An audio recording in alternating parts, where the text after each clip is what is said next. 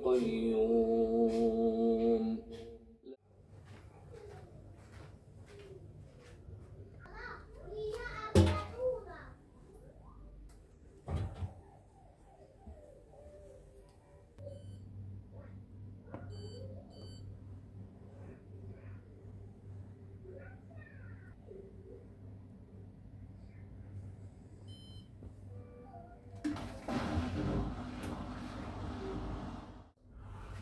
اهلا وسهلا، مرحبا بكم فيديو جديده معايا على قناه ريحان شانيل. كنتمنى تكونوا مزيان. ما هضرتش معكم، حطيت لكم هكا فيديو، بديت معكم لا فيديو ما هضرتش معكم. هذه اول مره غادي نهضر معكم تقريبا هكا اون ديريكت. صراحه هاد لا فيديو هذه باش نبدا في البدايه عاودتها واقيلا شي 4 ولا 5 المرات. المهم غادي يكون شويه ديال التوتر وشويه ديال لو تراك، ولكن ما غاديش ماشي مشكل، اي حاجه عندها بدايه.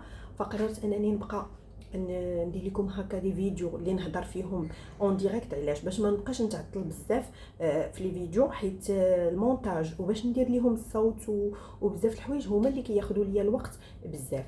فقررت انني نبقى هكا ندير فيديوهات في الصوت نيشان باش ما نتعطلش في المونتاج بزاف، يعني ما يشدش ليا الوقت بزاف المونتاج، حيت الصوت هو اللي كياخذ الوقت.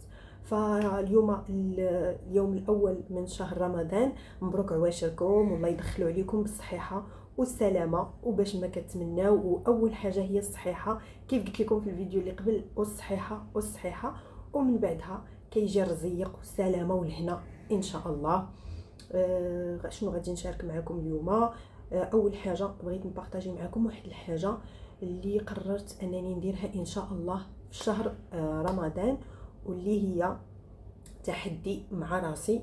شنو هو؟ بزاف الحوايج بغيت نبدلهم فيا، لا من الناحيه الدينيه لا من الناحيه الصحيه. اول حاجه هي الصحيه، اللي قررت انني نحيد نهائيا السكر 30 يوم نهائيا. بغيت نحيد شي حاجه سميتها السكر الصناعي نهائيا. يعني لا تشهيت يعني شي حاجه حلوه راه التمر كافي، او لا العسل الحر. فهاد الشيء اللي قررت انني ندير هاد 30 يوم هادي. وايضا زعما من الناحيه الصحيه، فقررت انني شويه نقص في لو بوا. غادي نحاول ما امكن، واخا زعما عندي لو بوا زعما صعيب باش كيتنقص، ولكن غادي نحاول ما امكن. فهاد جوج حوايج هما من الناحيه الصحيه ان شاء الله. وحتى في ناحيه توجد في الماكله غادي نحاول انه ما يكونش تبذير بزاف. نتوما عارفين الناس ملي كتكون صايمه كتكون كتبقى تشهى بزاف وشحال من حاجه.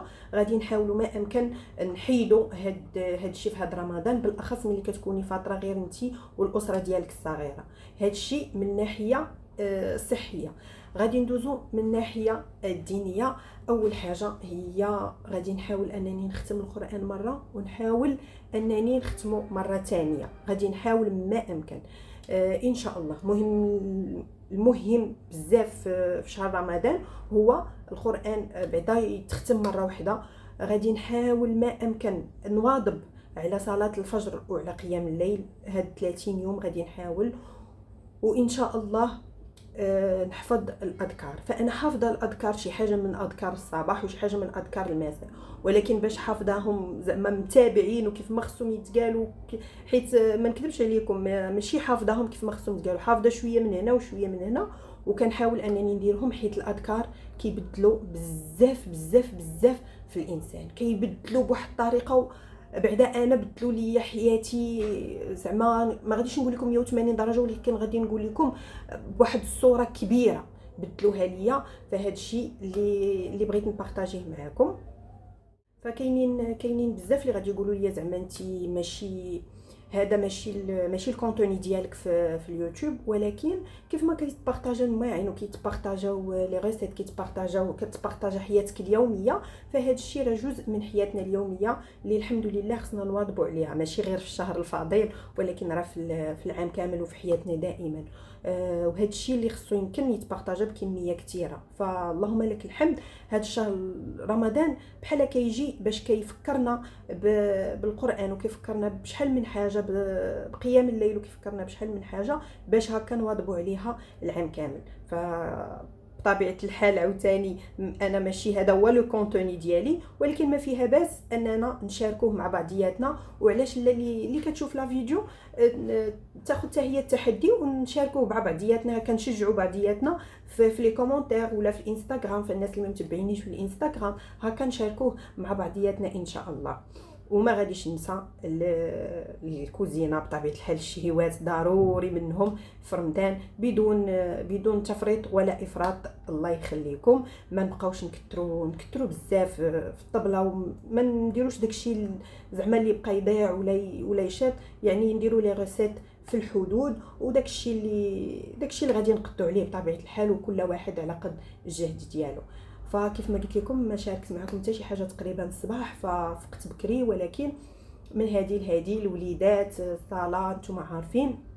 دابا عاد دخلت الكوزينه وغادي نشارك معكم. فانا ما غاديش نفطر في الدار، ولكن غادي نوجد شي حويجات اللي غادي نديهم معايا ان شاء الله. فخليكم معايا غادي نشاركها معكم. كيف ما كتشوفوا هنا عندي الحوت، غادي ندير طاجين ديال الحوت. هنا عندي الفرخ بحال هكا، غادي نرقدو ندير ليه العطريه هي الاولى. كيف قلت لكم انا تعودت انني نلبس هذا الليكات حيت ايديا تكرفسوا ليا بزاف. فهنايا غادي نبدا بالعطريه، غادي ندير هنا شويه ديال التحميره، غادي ندير شويه ديال البزار تقريبا معلقه صغيره ما عامراش، معلقه هانتوما ديال الكمون، ثومه بودغ اللي شاركت معكم في الفيديو اللي قبل، معلقه ديال الزعفران، ونص معلقه ديال سكينجبير.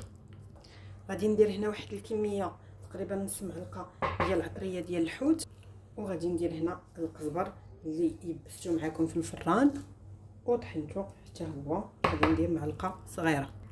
غادي نخلط هادشي كامل بشويه ديال الماء، غاديش ندير الزيت، غادي نخلطو غير بشويه ديال الماء، شويه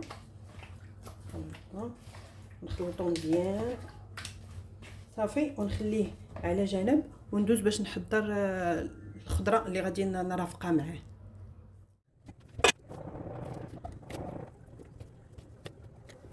هنايا كيف ما كتشوفوا خديت خيزو قطعته هكا دوائر ودرتو اوليو باش غادي نديرو في شي كاسرونه يتسلق بوحدو. قررت انني نديرو يتسلق في الطاجين اللي غادي نطيب فيه. فغادي يطيب ليا تقريبا واحد نص طيبه شويه، وعاد غادي نضيف عليه الحوت والباقي الخضره اللي باغيت ندير عليه.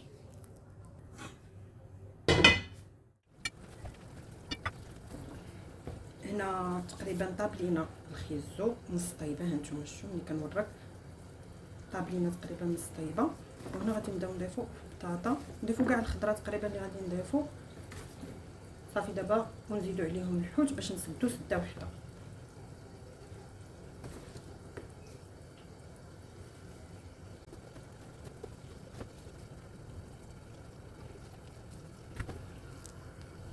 هنايا الحوت قبيله ما قلتش لكم اننا نضيفوا الملحه، نسيتها فضيفوها، انا راه ضفتها من بعد. ما تنساوش ما تضيفوهاش، غير ما تضيفوهاش بكميه كثيره حيت الحوت كيكون شي شويه مالح.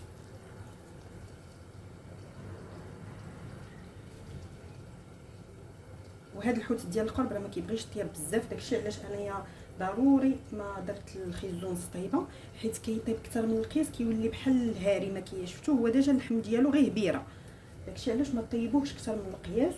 وما كتحتاجوش نهائيا انكم تضيفوا ليه الماء، هو كيطلق الماء وكيجي رائع اصلا بالبصله والزبيب.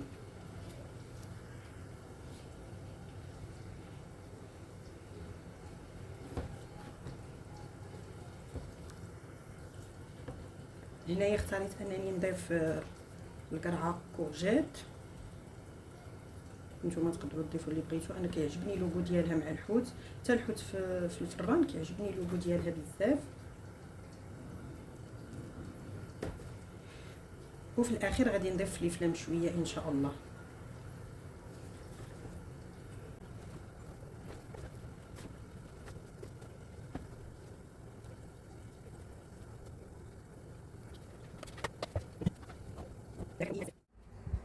ودابا غادي نصايب معكم بغرير بالقمح الكامل، يعني بالنخاله ديالو، ما مشطط ما مغربل ما حتى شي حاجه.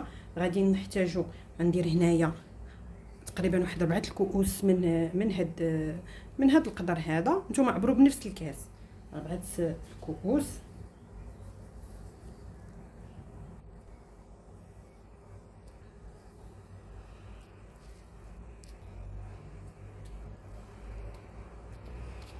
غادي نضيفوا خميره ديال الحلوه وحده كامله.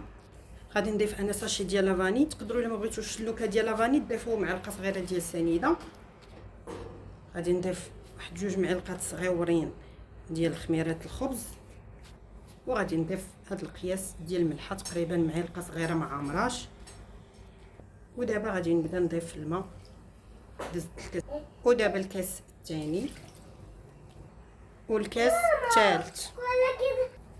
غادي نخلط هاد الشيء بعدا مزيان، 3 الكيسان. غادي نضيف الماء، نخلط هاد الشيء مزيان، وغادي نضيف دابا الكاس الرابع. وانا دائما كنخلط.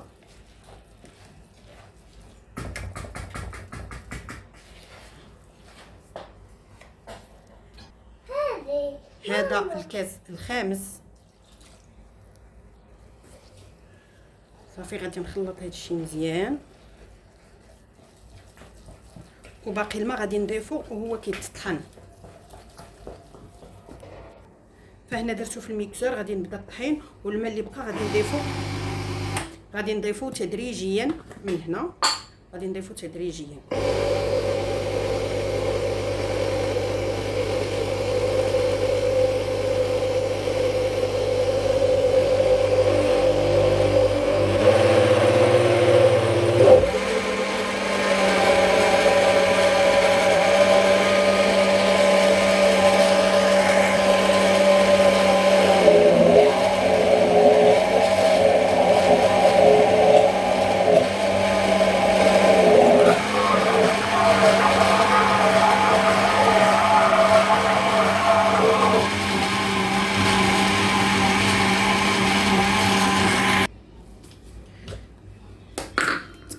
تقريبا واحد 3 دقائق وهو كيتطحن. وي ماما، لا تكستور ديالو كتجي بحال هكا، ولكن الطحين ضروري خصو واحد 3 دقائق وهو كيتطحن ضروري، حيت النخاله كتبغي الطحين بزاف اكثر من السميده. غادي نديرو في ان بول هكا قبيله حيت بدا الاذان صافي، وحبست هنا البغرير اولا العجين ديالي على هذا الشكل هذا. كنت مغطيها بزويف حتى تخمر، حتى ولات لي على هذا الشكل هذا. ودابا غادي نبدا نطيب فيها ان شاء الله. ديجا هما الفقاعات بداو تبارك الله راه خمرات.